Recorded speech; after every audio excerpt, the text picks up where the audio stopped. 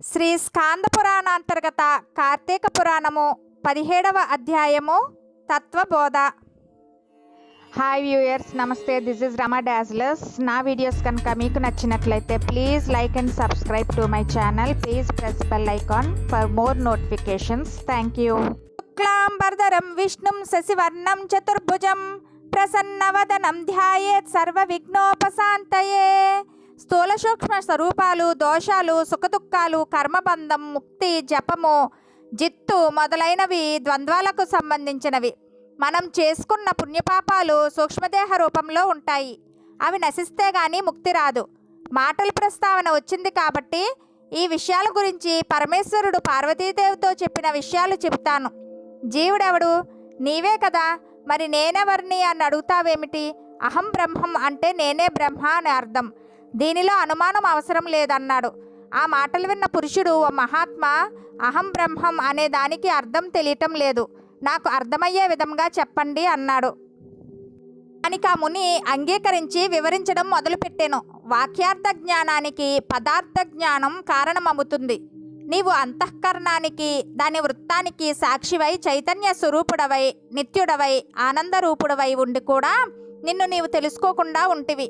జడరూపమైన ఈ దేహమే నేననే బుద్ధి వదిలిపెట్టి సత్యానంద స్వరూపుడవై పరమాత్మను నేనే అని భావించు. శరీరాలు కుండల వలె అనేక లోపాలలో ఉంటాయి, అందుకే అవి పరమాత్మ కాలేవు. అలాగే ఆశావాదులు మార్పు చెందుతాయి. శరీరం ఆత్మ కాదు. ఆ విధంగానే పంచభూతాత్మకమైన శరీరంలోని ఇంద్రియాలు కూడా నీవు కాదని గ్రహింపుము. మనస్సు, బుద్ధి, ప్రాణవాయువు మొదలగునవి దేహం, ఇంద్రియాలు హాని చేసే లక్షణాలు కలవి. కాబట్టి అవి ఎటువంటి పరిస్థితుల్లో అవితంత్రంగా పరమాత్మ కాలేవు.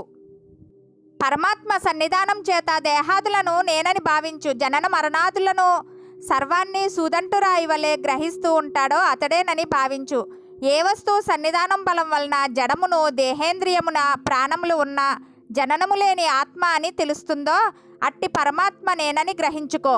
దీపం వేరు, వెలిగే అగ్ని వేరని ఏ విధంగా తోస్తుందో ఆ విధంగా దేహం వేరు, ఈ దేహంలో ప్రకాశిస్తున్న ఆత్మ వేరని గ్రహించి ఆత్మస్వరూపుడైన ఆ పరమాత్మనే ధ్యానించు.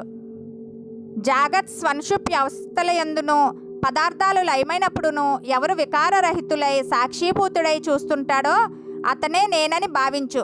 ప్రియాప్రియాలు, సుఖదుఖాలు ఎవనికి సమానములో అంతకన్నా ఎక్కువ ఇష్టులై సర్వసాక్షి అయి ఎవడు వెలుగుతున్నాడో వాడేనని గ్రహించు.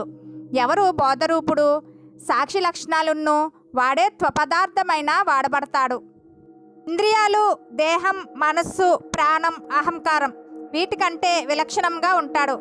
త్వం పదాదుల చేత కూడా షడ్భావ వికారాలు లేనివాడు.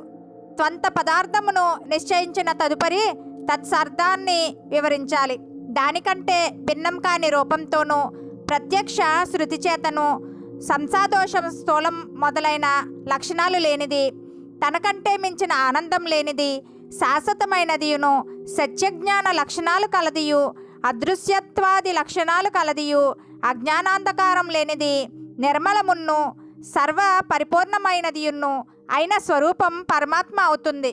సర్వజ్ఞత్వం, సర్వేశ్వరత్వం, సంపూర్ణ శక్తిత్వం వేదాలలో ఎవరికి చెప్పబడుతున్నాయో వానినే ఆచరించు. ఏ వస్తువును గూర్చిన జ్ఞానం వలన సర్వజ్ఞానం కలుగుతుందని వేదాలలో ప్రతిపాదించబడి ఉన్నాయో అది పరబ్రహ్మ అని గ్రహించు. ఆ పరమాత్మ కర్మఫలదాతయును, జీవులన్నింటికి కారణుడని వేదాలు చెబుతున్నాయి. జీవాత్మ, పరమాత్మ అనే జ్ఞానం కలవాడే పరమాత్మ అవుతాడు. వాక్యంలో అతడు, ఇతడు అనే మాటలు ఏ విధంగా ఉంటాయో అదేవిధంగా వాక్యార్థాన్ని పోల్చుకోవాలి. అది అర్థమయ్యే వరకు సమధమాది గుణాలు కలిగి వినడం, తెలుసుకొని ప్రయత్నించడం అవసరం. గురూపదేశం వలన విషయం స్పష్టంగా బోధపడుతుంది.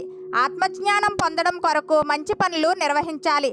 చెప్పకుండా ఎవరూ ఏ పనిని చెయ్యరు. కాబట్టి గురు శుశ్రూష చేసి ఉపదేశం పొంది యథావిధిగా కర్మ చేస్తూ ఆ కర్మ ఫలితం వలన జన్మలెత్తుతూ యోగ విముక్తుడై మోక్షాన్ని సాధించుకోవలెను. నీ కర్మబంధాలు తొలగిపోయాయి. నీవు ఈ విషయాల గురించి ఆలోచించకు అని చెప్పాడు. అంతా విన్న ఆ పురుషుడు ఎంతో సంతోషంతో కర్మఫలం గురించి తెలుసుకోవాలనే కోరిక వచ్చింది. ఇది శ్రీ స్కాంద పురాణ అంతర్గత 17వ అధ్యాయము తత్వబోధ సమాప్తం.